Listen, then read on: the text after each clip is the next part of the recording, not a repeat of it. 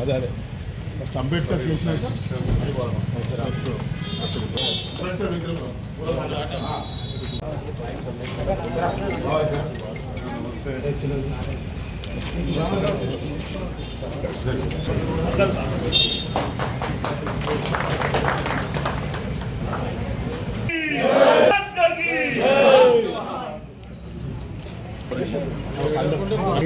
గట్టిగా పట్టుకున్నాను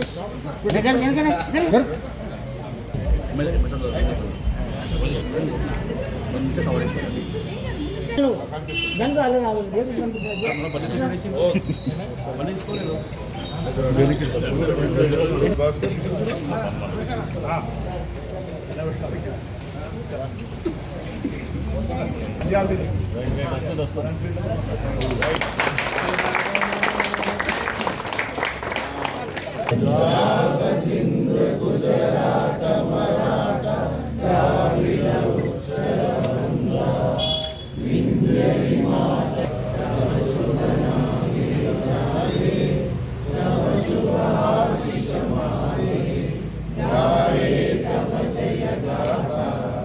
జన జన మంగళదాయక జయ హే భారత భాగ్య విధాత జయ హే జయ హే జయ హే జయ జయ హే జయ హే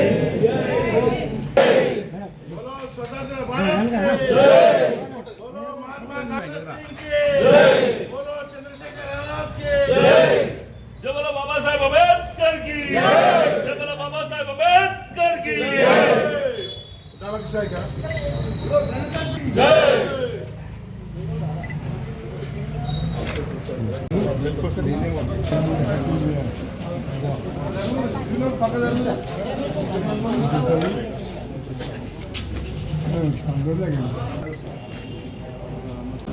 భారతదేశ ప్రజలకు తెలంగాణ ప్రజలకు స్వతంత్ర స్ఫూర్తి ఉందో ఒక ఫెడరల్ వ్యవస్థ మనకు ఉందో దాన్ని గౌరవించుకుంటూ ముందుకు పోవాల్సిందిగా అందరికీ సూచిస్తున్నాను.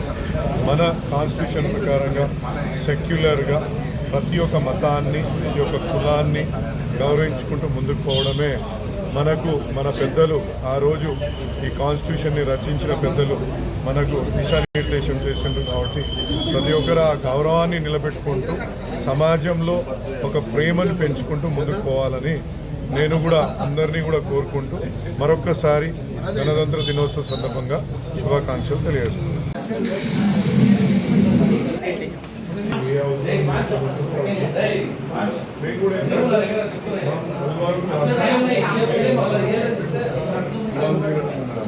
రాయల దగ్గర వాళ్ళు రైల్వేస్ వాళ్ళు ఇస్తాను అక్కడ కేవలం ప్రభుత్వ స్థలము ఇటుపక్క ఆ బస్సులు ల్యాండ్ అది ఇది కూడా కానీ యూటిలిటీ ఉదయనగరంలో అది కూడా ఈజీగా అయ్యే ఇవి ఉన్నాయి. ఈ రెండు మిగతా దగ్గర ప్రాపర్టీస్ చాలా పోతుంది. ఇక చూద్దాం అది కొంచెం లేటర్ స్టేజ్. మనం ఈ రెండు అయితే మీరు ఒక్క సమన్వయ కమిటీ మీటింగ్ పెడితే మాకు స్పీడప్ అవుతుంది అన్న. వాళ్ళు ఏంటంటే మనం ఎన్ఓసీలు ఇవ్వాలి, రైల్వే వేసుకొని ఎన్ఓసీలు ఇచ్చేసి చేస్తాం. మీరు డైవర్షన్ మీద ఎక్కువ దృష్టి పెట్టండి అన్న. గుర్రపు డెక్క అసలు రాదు.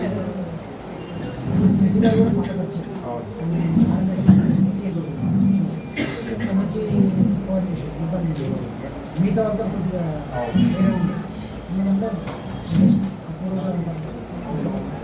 మనకు ఇబ్బంది ఎందుకంటే ఆయన లేదో చిన్న చిన్న ఇష్యూస్ మీద ఆడియో గారు కూడా చెప్తున్నారు. కొంచెం ఆయన ఫేవర్గా ల్యాండ్ ఇస్తుండ్రు, వాళ్ళ ల్యాండ్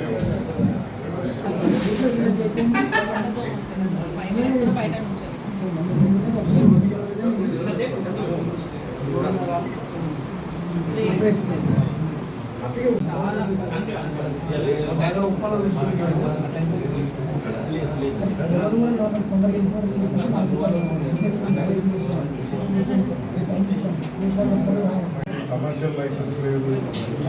బిల్డింగ్ కొంచెం రెసిడెన్షియల్ బిల్డింగ్ ఉన్నారు, టోటల్ కమర్షియల్ చేశారు. అంటే మనం దాని గురించి అని కాదు, ఉన్న రెసిడెంట్స్ అందరూ రోజు వెళ్లి పెడతారు. నేను అంటే మీకు ఎందుకు చెప్తున్నా అంటే దాని మీద నేను కొట్లాడుతున్నా. వాళ్ళు మళ్ళీ ఆడియో ఆఫీసర్లకు రావద్దంటే నేను మద్దతు ఇవ్వని చెప్తున్నాను. ఇప్పుడు సంస్థ అంటే ఇక ప్రజాసేవలు ఎట్లా చేయాలి మనం, అది కరెక్ట్ చూసుకోండి.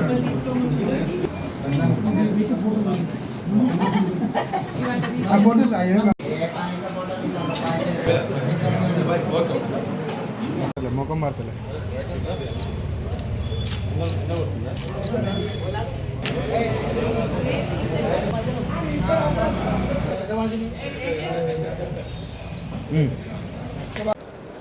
గణతంత్ర దినం సందర్భంగా అల్వాల్ సర్కిల్ ప్రజలందరికీ, ప్రజలకు, రాజకీయ నాయకులకు, అదేవిధంగా మా సిబ్బందికి అందరికీ కూడా శుభాకాంక్షలు. ఎందరో మహానుభావుల త్యాగ ఫలితంగా 47 ఆగస్టు 15న స్వాతంత్రం వచ్చింది. ఆ స్వాతంత్ర ఫలాలని అందరికీ అందించాలని చెప్పేసి ఉద్దేశంతో రాజ్యాంగ సభని అందరికీ అందించాలని చెప్పేసి రాజ్యాంగ సభని అందరికీ అందించాలని చెప్పేసి రాజ్యాంగ సభని స్వాతంత్ర ఫలాలు అందరికీ అందాలని చెప్పేసి డాక్టర్ బాబు రాజేంద్ర ప్రసాద్ అధ్యక్షతన రాజ్యాంగ సభ ఏర్పాటు జరిగింది. డాక్టర్ బిఆర్ అంబేద్కర్ అధ్యక్షతన డ్రాఫ్టింగ్ కమిటీ 2 సంవత్సరాల 11 నెలల 18 రోజులు శ్రమించి ప్రపంచంలో అనేక రాజ్యాంగాల్లో మంచిని క్రోడీకరించి మన రాజ్యాంగాన్ని రాయడం జరిగింది. అంటే రాజ్యాంగాన్ని 1950 సంవత్సరం జనవరి 26 రోజున మనం అమలు చేసుకున్నాం. ఈ ఫలాలందరూ అందరికీ అందాలంటే మనందరి బాధ్యత. రాజ్యాంగానికి లోబడి ప్రతి వాళ్ళం కూడా ఈ దేశ అభివృద్ధికి కోరుకుంటూ ఈ మన అల్వాల్ సర్కిల్ అభివృద్ధి కోసం రాజకీయాలకు అతీతంగా అందరూ కూడా సాగాలని కోరుకుంటూ మరొకసారి అల్వాల్ సర్కిల్ ప్రజలందరికీ తెలుస్తుంది. Thank you.